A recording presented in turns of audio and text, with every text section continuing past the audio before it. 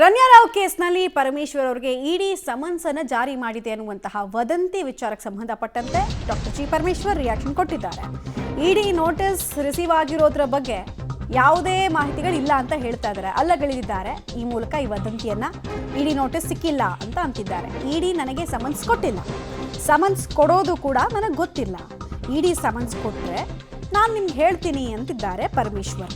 Delhi ಇಡಿಯಿಂದ summons ವದಂತಿ ಜೋರಾಗಿ ಹಬ್ಬಿತ್ತು.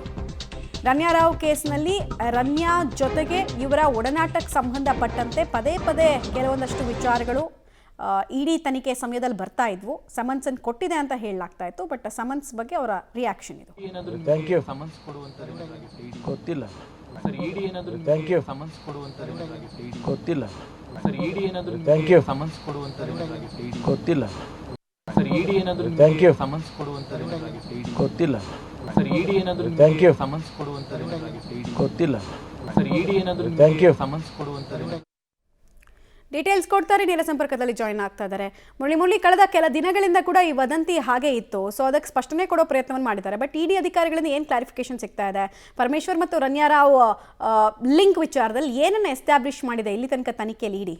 ಮಮತಾ, ಪ್ರಮುಖವಾಗಿ ಏನು ರಮ್ಯಾ ರಾವ್ ಬಂಧನ ಆಯಿತು, ಬಂಧನ ಆದ ದಿನದಿಂದನೂ ಕೂಡ ಈ ಪರಮೇಶ್ವರ್ ಅವರ ವಿಚಾರಕ್ಕೆ ಸಂಬಂಧಪಟ್ಟಂತೆ ಬೇರೆ ಬೇರೆಯ ವಿಚಾರಗಳು ಕೂಡ ಬಹಿರಂಗ ಆಗ್ತಾ ಇತ್ತು. ಆ ಸಂದರ್ಭದಲ್ಲಿ ಪರಮೇಶ್ವರ್ ಅವ್ರನ್ನ ಪ್ರಶ್ನೆ ಮಾಡಿದಂಥ ಸಂದರ್ಭದಲ್ಲಿ ನನಗೂ ಈ ಪ್ರಕರಣಕ್ಕೂ ಯಾವುದೇ ರೀತಿಯ ಸಂಬಂಧಗಳಿಲ್ಲ, ಜೊತೆಗೆ ನಾನು ಯಾರೋ ಪರವಾಗಿ ಅಥವಾ ಯಾರೋ ವಿರುದ್ಧವಾಗಿ ಕೂಡ ಕಾರ್ಯವನ್ನು ಮಾಡಿಲ್ಲ. ಯಾಕೆಂದರೆ ಅವರ ಶಿಷ್ಟಾಚಾರವನ್ನು ಉಲ್ಲಂಘನೆಯನ್ನು ಮಾಡಿರುವಂಥದ್ದು ವಿಚಾರ ಇರ್ಬೋದು, ಅಥವಾ ಪೊಲೀಸ್ ಅಧಿಕಾರಿಗಳ ಮೇಲೆ ಒತ್ತಡವನ್ನು ಹೇರುವಂಥದ್ದು ವಿಚಾರ ಇರ್ಬೋದು, ಯಾವುದನ್ನು ಕೂಡ ನಾನು ಮಾಡಿಲ್ಲ ಅಂತೇಳಿ ಪರಮೇಶ್ವರ್ ಪದೇ ಪದೇ ಹೇಳ್ಕೊಳ್ತಾ ಬಂದಿದ್ರು. ಆದರೆ ಇಡಿ ಪ್ರತ್ಯೇಕವಾಗಿ ಈ ಪ್ರಕರಣವನ್ನು ದಾಖಲನ್ನು ಮಾಡಿಕೊಂಡು ತನಿಖೆಯನ್ನು ಮಾಡ್ತಾ ಇತ್ತು. ತನಿಖೆಯನ್ನು ಮಾಡೋ ಸಂದರ್ಭದಲ್ಲಿ ಪರಮೇಶ್ವರ್ ಅವರ ಒಡೆತನದಲ್ಲಿರುವಂಥ ಏನು ಕಾಲೇಜ್ಗಳ ಮೇಲೆ ದಾಳಿಯನ್ನು ಮಾಡ್ತಾರೆ. ದಾಳಿಯನ್ನು ಮಾಡಿದ ಬಳಿಕ ಅವರು ಒಂದು ಕ್ಲಾರಿಫಿಕೇಶನ್ ಅನ್ನು ಕೊಡ್ತಾರೆ. 43 ಲಕ್ಷಕ್ಕೆ ಸಂಬಂಧಪಟ್ಟಂತೆ ಒಂದಷ್ಟು ಆರ್ಥಿಕ ವ್ಯವಹಾರಗಳು ರಮ್ಯಾ ರಾವ್ಗೂ ಮತ್ತು ಪರಮೇಶ್ವರ್ ಅವರ ಮಾಲೀಕತ್ವದ ಏನು ಕಾಲೇಜ್ಗೂ ಇದೆ ಅನ್ನೋದ್ರ ಬಗ್ಗೆ ಮಾಹಿತಿಗಳು ಸಿಕ್ಕಿತ್ತು. ಜೊತೆಗೆ ಅದನ್ನು ಎಸ್ಟಾಬ್ಲಿಷ್ ಅನ್ನು ಕೂಡ ಇಡಿ ಅಧಿಕಾರಿಗಳು ಮಾಡಿದ್ರು.